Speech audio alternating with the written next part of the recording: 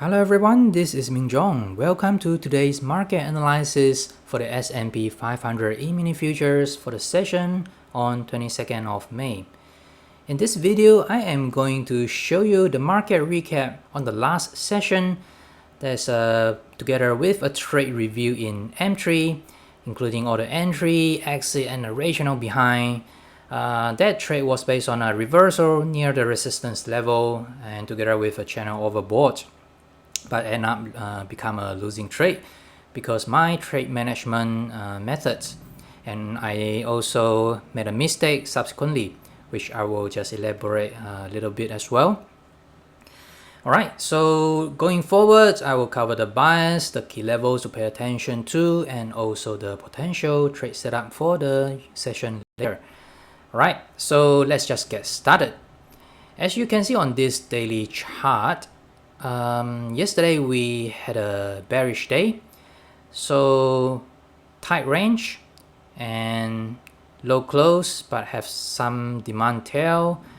But look at the volume. If we compare the volume on yesterday, 21st of May, together with 19th of May, which was 2 days ago, so these two bars are pretty nice in terms of the context because it is a reaction from the top here,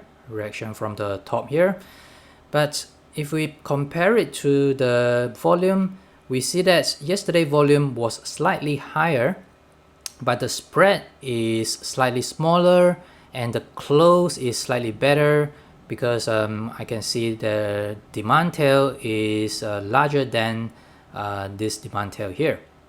So what does it mean? So it simply means that there was some demand presence, which was a bullish sign. So let me just get into H1 so that we can get a clearer picture. So on H1, yesterday I talked about potential scenario for short, which I mentioned this supply bar there, a test of this supply bar, or near the swing high there, can consider a short entry. And I also mentioned it, potential long entry to test around this level there. I think it's 2930 to 2940. So let me just zoom into M3. You can see the trade, the actual trade that I initiated, but end up to become a losing trade. Okay, so we're on M3. And this is how it actually looks like. So just prior to the US session, we have a range here from the European London session. Subsequently have a breakout retest going into the uptrend. And just right into the US opening, we have seen the price has some kind of the climatic run up. These few bars there during the opening session, and run into the channel overbought. So you can see this is the up channel, this is the overbought, and the price level is very near to the swing high, 2976, although it didn't actually touch the swing high at 2976, but is close enough. And the price action subsequently, you can see that there's a reversal here. So just right after the close of this bearish bar, 2148 time. So right after the close, I initiated short entry. So you might be wondering, oh, okay, it should be a profitable trade, right? Because you can just ride all the way down here. Well, I wish I did, but it didn't really happen. So let me just use this one. So this is the entry, and the stop is just a few points above the high of that candle, somewhere around 2973. So that's the trade, and I actually did manually close or exit the trade at this bar there, the bullish bar, just right after the close of the bullish bar, and end up losing about 0.2 or 0.3 R. So why did I close the trade? Why did I exit the trade? So right after I entered short there, can see there is some kind of the follow through to the downside. But what I have seen is the volume just on this bar 2154 on a time there. So this bar actually have increasing volume, but actually have some demand tail and small spread compared to the prior bar. So that point onwards, I know that the demand was present, but I just want to see whether there's some downside follow through. But just right after that bar, and we have a strong bullish bar and actually come back into above my entry. So I end up have some negative floating, and at that point I just decided to exit the trade. So because I think the rally might just run into my stop there and end up become a losing trade for a -1R. So instead of having a full -1R, I just choose to have a minus 0.2 or 0.3 to reduce the impact. But you can see that the subsequent rally actually did not touch the stop. So I just end up to miss a very profitable trade. And I think in terms of trade management, it was okay. It's just my way to manage the trade.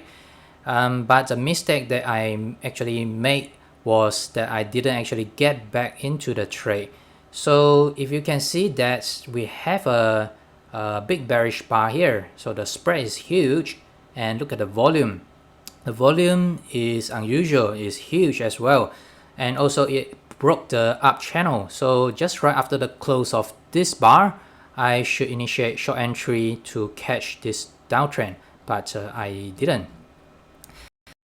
So the volume you can see is definitely, I think, larger than the usual volume. Let me just get back to 10:30.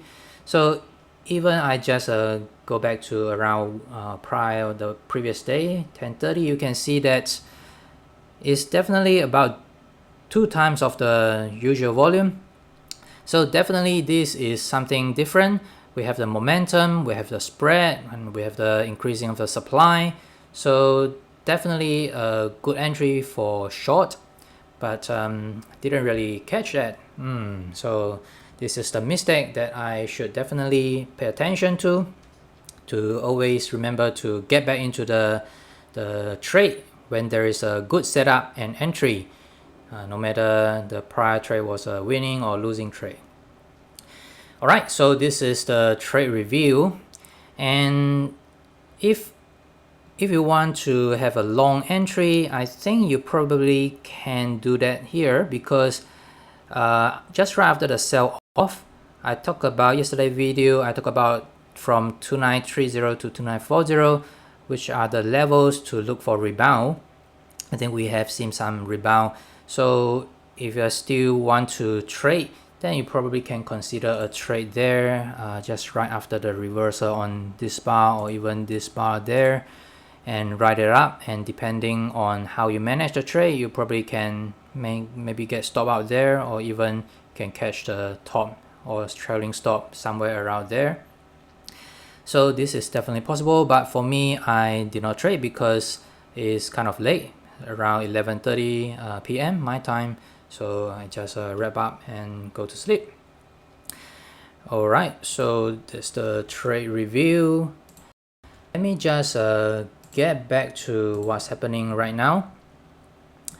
So in H1, you can see that, alright, yesterday I talked, just now I talked about the yesterday price action was actually bullish because demand was present on yesterday's candle.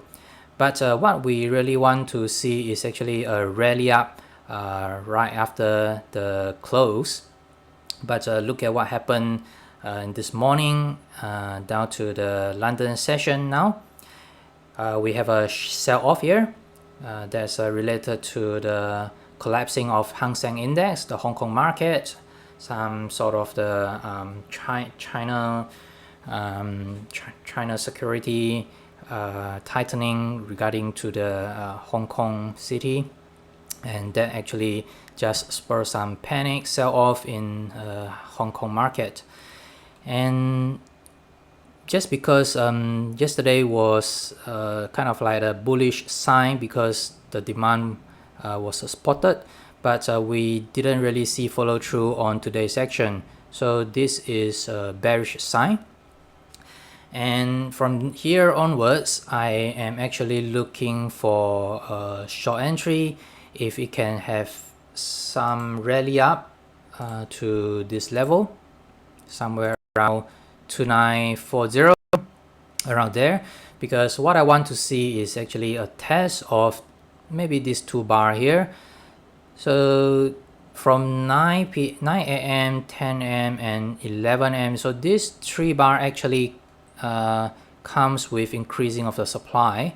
If you check the previous day or even the day before, you can see that the supply is slightly higher, and we did see the bearish result, the sell-off breakdown. So that's the important level that I pay attention to. So if the price can actually rally up and come back to test it, have some kind of a rejection, then I will initiate the short entry. And this is coincides with the prior day low as well, which I mark it in this orange level, 2933. So this is one possible trade that I'm looking for.